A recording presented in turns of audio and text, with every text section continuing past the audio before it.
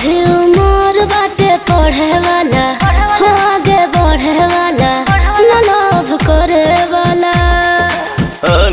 हो अभी उम्र बाटे पढ़े वाला, हो आगे बढ़े वाला, न लोभ करे वाला। रोग के तोहरा दवाई हो, हम करब उपाय, दवा खाना हो गईनी। अच्छा। तू हीरा हो तो हम पाना हो गईनी।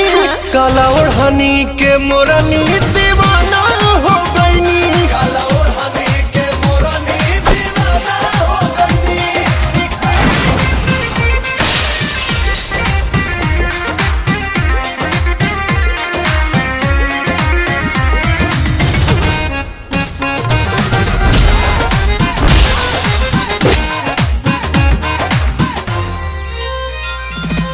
लागे सर के दीवाना बना के हमके ये गोरी पगलाइए देबुका, हम आइए देबुका।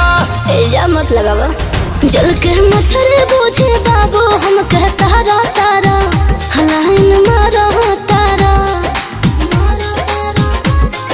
छोड़ी के अब नौकरिया हो, घूमी ले पीछे गोरिया हो, निकामा हो गई।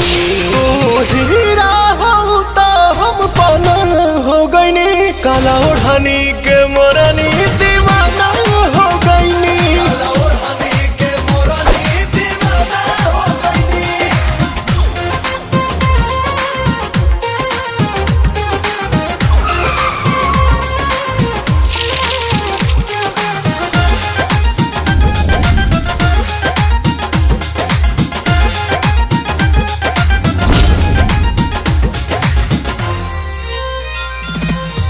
कहे पवनवा ले ले बिना धनवा, बनल साचो सजनवा चाहिला, अपने मनवा चाहिला।